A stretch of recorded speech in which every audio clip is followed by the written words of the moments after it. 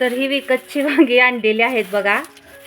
त्याचं करायची आहे वांग्याची भाजी. आणि हे आपल्या झाडाचं आहे, तर ह्याला किती चमक आहे बघा. ह्याला कोणतंही खत नाही, केमिकल नाही, काय नाही. आणि ही आहेत आज विकत आणलेली वांगी. तर ही साधारण काल काढलेली असतील माझ्या मते, ताजी ताजीच आहेत. आणि हे आत्ताच तोडले मी जस्ट. तर मी जी पहिल्यांदा सुरुवातीला यूट्यूबवर जी चाकवतची रेसिपी भाजी करायला दाखवलेली आहे ना, गरगट्टा, त्याचा व्हिडिओ खूप व्हायरल झालेला आहे आणि त्याच्यावर बरेच कमेंट वगैरे येतात. तर मला खूप सारे प्रश्न पण येतात. त्याचं आज सगळं मी तर सविस्तर उत्तर देते.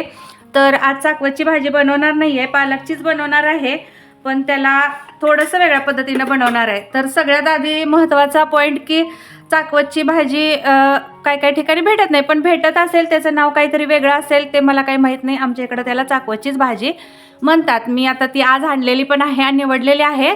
ज्यावेळी करते ना त्यावेळी तुम्हाला दाखवते, किंवा ह्याच व्हिडिओमध्ये चाकवतची भाजी कशी आहे ते पण दाखवते. त्याचबरोबर टोमॅटो महाग झालेले आहे, टोमॅटो टाकावे की नाही टाकावे. तर बघा, काय काय भाज्यांना आहे ना टोमॅटोच लागतो. टोमॅटोशिवाय भाजी अजिबात चांगली होत नाही. तर आज पालक करणार आहे थोड्या वेगळ्या पद्धतीनं. पण जर पालक नसेल आणि आपल्याला चाकवतची भाजी करायची असेल तर त्याच्यामध्ये कांदा वापरायचा नाही. इथं लहान मीडियम साईजचा टोमॅटो एक घेतलेला आहे आणि इथं कांदा पण एक घेतलेला आहे. प्रत्येक वेळी तीच भाजी खाऊन कंटाळा येते, तर मग मी अशा पद्धतीनं वेगवेगळी पद्धत वापरत असते. तर 2-3 पाण्यानं डाळ छान अशी धुतलेली आहे. त्याच्यामध्ये अर्धा चमचा इतकी हळद टाकायची आणि ती छान अशी मिक्स करून घेऊया, जेणेकरून आहे ना आपल्या भाजीला छान असा कलर पण येतो. त्याचबरोबर ह्याच्यामध्येच मी अर्धा चमचा इतकं तेल पण टाकणार आहे. आणखीन थोडंसं नमक टाकायचं आहे. त्याचबरोबर थोडे बटाटे टाकणार आहे. हा खूप मोठा बटाटा होता, मग थोडंसं मी फराळाचं करणार आहे ना त्यासाठी ठेवलेलं आहे. त्याचबरोबर इथं पालकची भाजी छान धुवून घेतलेली आहे आणि आता ह्याच्यामध्ये टाकायची आपण.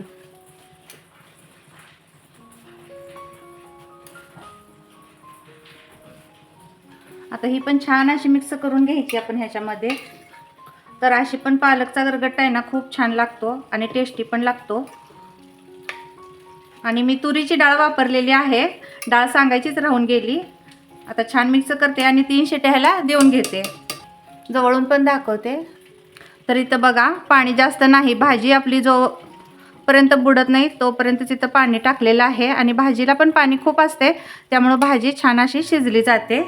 तर चला, तर आता ह्याला छान अशा 3-4 शिट्ट्या काढून घेऊया. बघा, तिकडं भाजी शिजत आहे तोपर्यंत म्हटलं चला इकडं वरीचा भात करून घेऊया. आता ह्याला कोण कोण भगर म्हणत असेल, पण मला वरीचा भातच सोपं जाते बोलायला. तर छान अशा मिरच्या इथं कट करून घेत आहे. तर जास्त मिरच्या घेतल्या नाही, कारण की आराध्या पण खाणार आहे त्यासाठी. तर मिरच्या छान कट करून झालेल्या आहेत आणि इकडं बटाटा पण चिरून छान पाण्यात ठेवलेला आहे. कढई थोडी गरम झालेली आहे. आता त्याच्यामध्ये मी तेल टाकते. 1.5 चमचा इतकं तेल टाकले.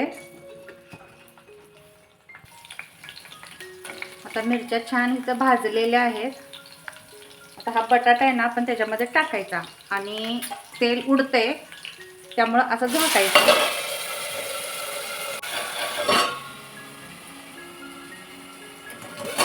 आता असंच थोडंसं ह्यामध्ये परतून घ्यायचं. थोडं पाणी असतंय ना ते उडतंय त्यासाठी.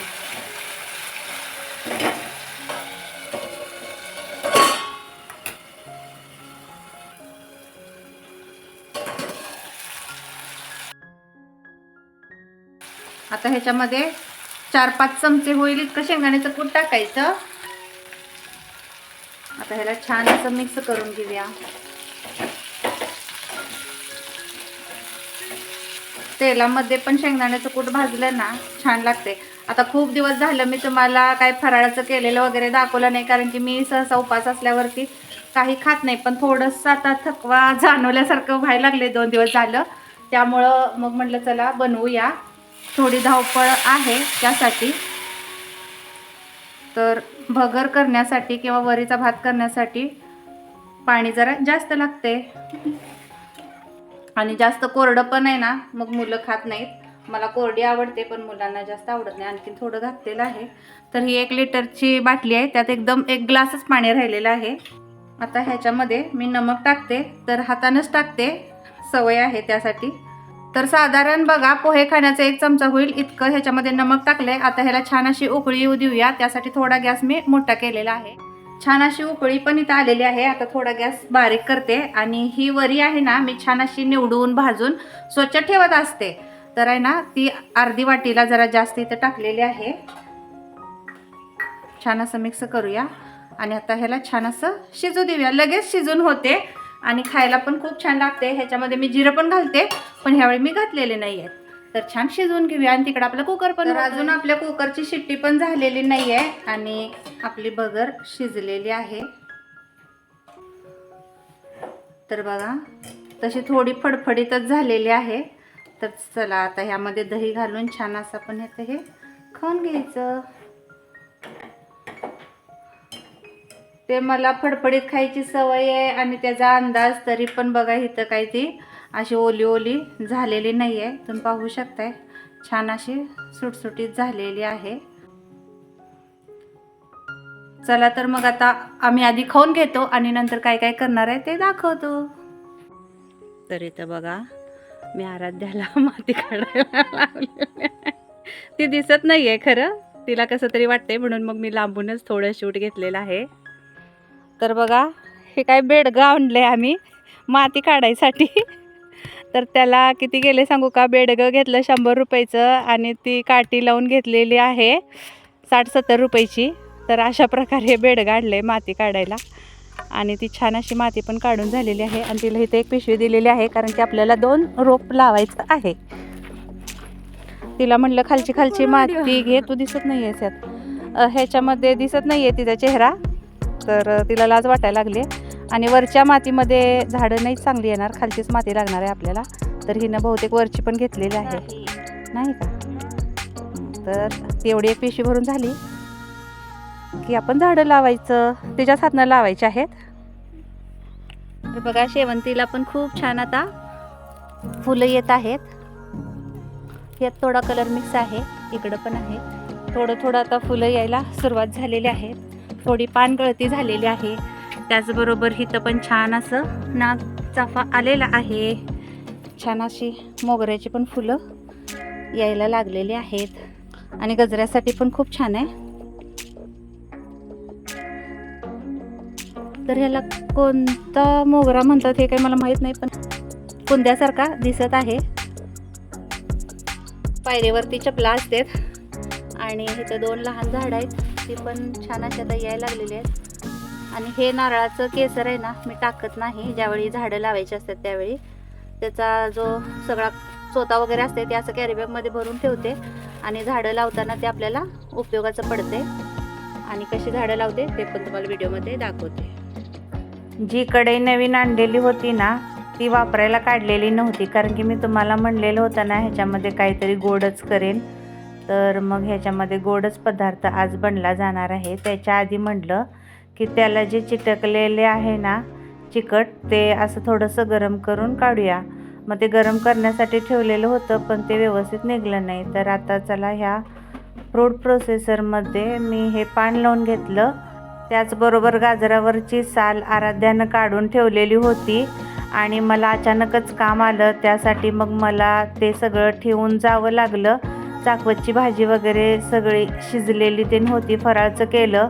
माती वगैरे सगळी दरवाजामध्ये आणून ठेवलेली होती, पण झाडं काय लावायची झालंच नाही कामाच्या नादात.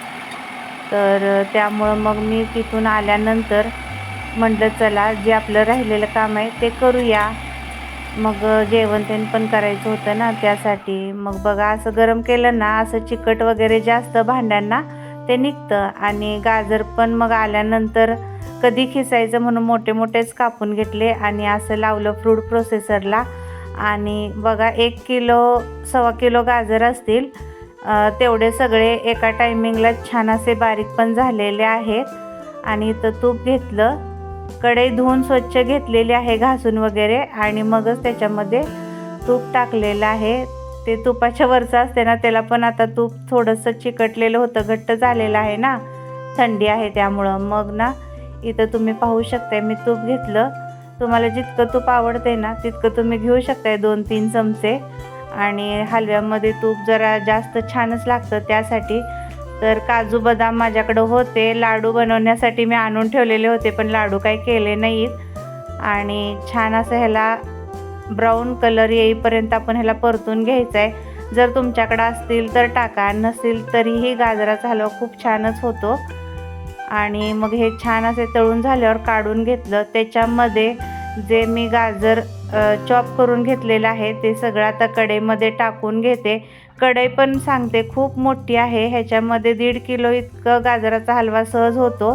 आणि भांड्याला थोडं चिकटलेलं आहे, त्यामुळं म्हणलं चला हातानं आपण हे व्यवस्थित असं काढून घेऊ.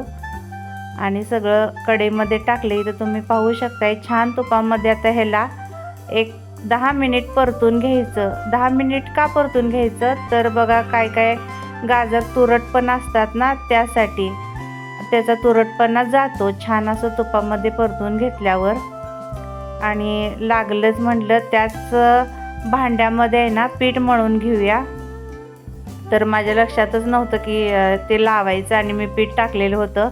मग पुन्हा जे ब्लेड होतं ना ते बदललं, आणि जे पीठ मळण्यासाठी असते ना ते टाकलं. त्याच्यानंतर नमक टाकलेलं आहे, आणि ते एकदा मी फिरवून घेते जेणेकरून आहे ना नमक आणि पीठ एकत्र मिक्स होते. त्यासाठी ते छान असं मिक्स झालं की त्याच्यामध्ये थोडंसं आपण तेल पण टाकायचं आहे. आता ही माझ्याकडून राहून गेलं ते वरती थोडं कॅमेरा करायचं, त्याच्या तिथं साईडला आहे ना त्यातूनच मग मी तेल टाकत असते. पुढं मी दाखवेनच.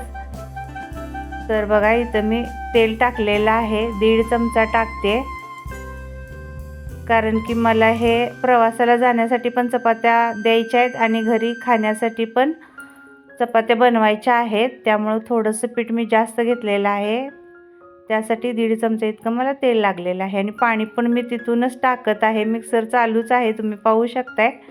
आणि थोडं थोडं पाणी करत हे छान असं पीठ मळून घ्यायचं आहे. त्याचबरोबर इकडं गाजर पण मी परतायचं काम चालू केलेलं आहे. इकडं तुम्ही पाहू शकता अशा पद्धतीने आहे ना, इथं ह्याला तोंड आहे, त्यात मी पाणी तेल मी टाकत असते. खूप छान हे आणल्यापासून माझं खूप काम असं हलकं झालेलं आहे. पीठ पण लगेच मळून झालं. आणि गावात गेले होते ना काही कामानिमित्त, तर येता येता खवा पण आणलेला आहे. अर्धा किलो इतका खवा घेऊन आलेले होते, आणि त्याच्यातला 1/2 किलो खवा मी इथं टाकलेला आहे गाजराच्या हलव्यामध्ये. तुमच्याकडे असेल तर टाका, नसेल तर गरम दूध जे आपण करतो ना तेच थंड झाल्यावर त्याला साई येते, ते पण आपण जर टाकलं तरी पण अशीच टेस्ट लागते. पण माझ्याकडं दूध पण संपलेलं होतं, आणि मग मी जे आणलं होतं ते कच्चंच होतं, इथं तुम्ही पाहू शकताय. मग ते पण मी थोडंसं घातलेलं आहे. आणि छान आता ह्याला मिक्स करून घ्यायचं व्यवस्थित. खवा सगळा ह्याच्यामध्ये पातळ होऊन जातोय तिथंपर्यंत आपल्याला हे मिक्स करायचं आहे. त्याच्यानंतर इथं मी अर्धा किलो आणि थोडीशी वरती साखर टाकलेली आहे, कारण की गाजर जास्त आहे त्यासाठी. आणखीन जास्त टाकलं नाही, नाहीतर खूपच जो गाजरचा हलवा आहे ना तो गोड होण्याची शक्यता असते, आणि जास्त गोड पण काय छान नाही लागत, तेवढाच मीडियम छान लागतो. तर जे तळून घेतलेले काजू बदाम होते ते मी आता ह्याच्यामध्ये टाकलेले आहेत, आणि छान असं मिक्स करायचं. त्यामुळे आहे ना ते सगळीकडं पसरले जातात आणि व्यवस्थित खायला पण लागतात. तर आता दुसऱ्या गॅसवरती ते ठेवलेलं आहे. आणि इकडं गरगट्टा पालकचा, तर तो आता फोडणी टाकणार आहे. खूप साध्या पद्धतीनं टाकत आहे, आणि चवीला पण खूप छान असा लागतो. तर मी जास्त असं रवीनं कधी फिरवत नाही, कारण की तसं ना पालक छान दिसतोय ना भाजीत, त्यासाठी. पण काय करायचं, आमच्या साहेबांच्या दातामध्ये ते अडकतं आणि त्यांना ते तसं नको असते. त्यामुळे मग मला त्यांनी सांगितले, तुला गरगट्ट्याची भाजी जर करायची असेल तर तू रवीनं घोटायची किंवा त्याला तांब्यानं घोटायची. मग मला काही तांब्यानं घोटायला जमत नाही, त्यासाठी मग मी रवीनं घोटली. त्याचबरोबर आपण जो गोडाचा पदार्थ करतो ना, त्यामध्ये मी किंचितसं तरी नमक टाकते. तुम्ही पाहिलं असेल, मी हलव्यातसुद्धा थोडंसं टाकलेलं आहे आणि मिक्स केलं आणि हलवा पुन्हा झाकलेला आहे. त्याचबरोबर तेल घेतलं, त्याच्यामध्ये जिरे मोहरी टाकली आणि जी मी कोथिंबीर आलं लसणाची पेस्ट करते ती पण आता करून ठेवलेली आहे भरपूर, तर ती पण इथे 1 चमचा टाकली. छान अशी फोडणी बसलेली आहे. आता ह्याच्यामध्ये काश्मीरी लाल तिखट, त्याचबरोबर कांदा लसूण चटणी विकत आणलेली पण आहे आणि घरची पण आहे. घरच्याचा थोडा कलर कमी झाला आहे, त्यामुळं विकतचा 1 चमचा टाकते आणि घरचे 2 चमचे टाकते. अशा पद्धतीनं छान अशी मी फोडणी टाकलेली आहे आणि त्याच्यामध्ये थोडंसं पाणी टाकायचं, जेणेकरून आपली फोडणी जळली जात नाही आणि कट पण खूप छान असा दिसतो. त्यासाठी मी असं पहिल्यापासून करते. आता हे जो शिजलेला गरगट्टा भाजी जी होती ती आता ओतलेली आहे.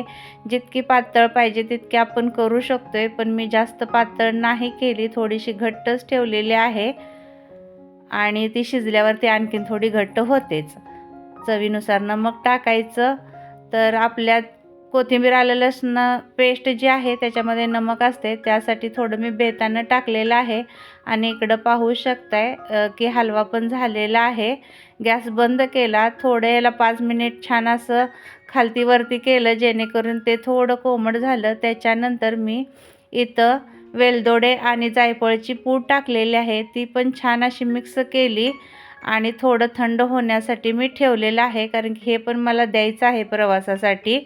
त्याचबरोबर मला प्रवासासाठी वांगी द्यायची आहेत आणि त्याच्यामध्ये पाणी अजिबात टाकायचं नाही आहे. त्यासाठी मग मी छान अशी कट करून घेतली आणि त्याला मिठाच्या पाण्यामध्ये भिजत ठेवलेली होती 5-10 मिनिट. तर इथं तुम्ही बघा की मी असं वांगी तेलामध्ये टाकली, जेणेकरून यांना साईडला उडत नाही. आता तुम्हाला मी दाखवते पण की त्या प्लेटवरती किती तेल उडलेलं आहे. आणि आपण डायरेक्ट जर अशी टाकली ना वांगी तेलात, तर वांग्याचं जे पाणी असते ना ते आणि तेल आपल्या अंगावरती पण थोडं हातावरती उडू शकते. त्यासाठी मी असं करते. थोडंसं इथं नमक टाकलं आणि पुन्हा ह्याला परतून घेतलेलं आहे आणि ह्याला झाकून ठेवलं. आधनंमधनं 2 वेळा पलटी मारलं. छान अशी ती तेलामध्ये शिजली गेलेली आहेत वांगी. आणि हा पण मसाला मी आपल्या चॅनलवरती दाखवलेला आहे, वाटण कसं करायचं, तो पण मी इथं घेतलेला आहे. 1 डब्बा अजून फ्रीझरमध्ये आहे आणि जो मी खाली ठेवते ना फ्रीजमध्ये, तो एवढा मसाला राहिला होता, तो सगळा घेतला. त्याचबरोबर त्यात बेसिक मसाले टाकले, शेंगदाण्याचं कूट, नमक, गरम मसाला, त्याचबरोबर लाल तिखट, कांदा लसूण चटणी मी जास्त घालत होते. परत लक्षात आलं की प्रवासाला द्यायचं आहे, त्यामुळं मग मी कांदा लसूण चटणी थोडी कमी टाकली. आणि तुम्ही इथं पाहिलं असाल की मी अजिबात पाण्याचा वापर केलेला नाही आणि छान असं वांग्यामध्ये दाबून दाबून भरायचं. आता इथं तुम्ही तेलामध्ये पाहू शकताय की पाणी म्हणजे वाफेचं जे पडलेलं होतं ते आणि तेल सगळं आहे ना ह्यात मिक्स आहे. तर काय करायचं, गॅसवरती त्याच्यावरती पुन्हा प्लेट ठेवून ते थोडंसं गरम करून घ्यायचं. त्यातलं पाणी सगळं जाते आणि तेल तेल राहते. त्याच्यानंतर जिरे टाकले, राहिलेला मसाला टाकला आणि जे भरलेली वांगी होती ते पण ह्यामध्ये टाकली आणि 2च मिनिट मी परतून घेतलेलं आहे आणि त्याच्यावरती 2च मिनिट पुन्हा झाकण झाकलेलं आहे. 2 मिनिटानंतर इथं तुम्ही पाहू शकताय अजिबात कोणतंही पाणी नाही, काय नाही, फक्त वाफेवरती आणि तेलात तळल्यावरतीच वांगी इतकी छान झालेली आहेत आणि टेस्ट पण ह्याची खूप छान अशी झालेली होती. तुम्ही पण एकदा नक्की ट्राय करून बघा. तर बघा इथं भात झालेला आहे, गरगट्ट्याची भाजी झाली, त्याचबरोबर इथं हलवा झालेला आहे आणि इथं वांग्याची भाजी झालेली आहेत आणि चपात्या पण झालेल्या आहेत. सगळा स्वयंपाक आता झालेला आहे आणि सुरुवातीला मी तुम्हाला सगळं स्वयंपाक मी काय काय केलं तेच दाखवलेलं आहे, कारण की सगळ्या मैत्रिणी तेच पाहण्यासाठी येतात. मी काय अशी दिसतेच आधनं आणि मधनं, तर मी शेवटीच बोलायला घेतलेलं आहे. सगळं आवरलेलं आहे आणि तुम्ही बघितलं आज नवीन वर्षाचं नवीन कढईमध्ये मी हलवा केलेला आहे आणि मला पण खूपच अशी आतुरता झाली होती की मी कधी नवीन कढई वापरणार, कधी नवीन कढई वापरणार.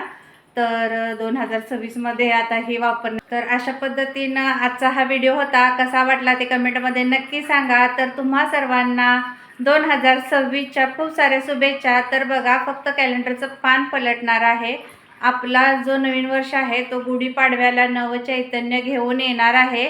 तर त्याच्याही आपण त्यावेळी शुभेच्छा देणारच आहोत. पण चला म्हणलं, सर्वांबरोबर कॅलेंडर बदलणार आहे तर आपण ही शुभेच्छा देऊया. तर सर्वजण देतात, आपण किती जरी म्हटलं की ना तरी सगळेजण देतात, त्यामुळं आपल्याला त्यांना द्याव्या लागतात. त्यासाठी माझ्याकडून तुम्हा सर्वांना हे वर्ष खूप छान आणि आनंदी जावो हीच सदिच्छा करते देवापाशी. तर चला, आता आपण नवीन व्हिडिओमध्ये भेटूया.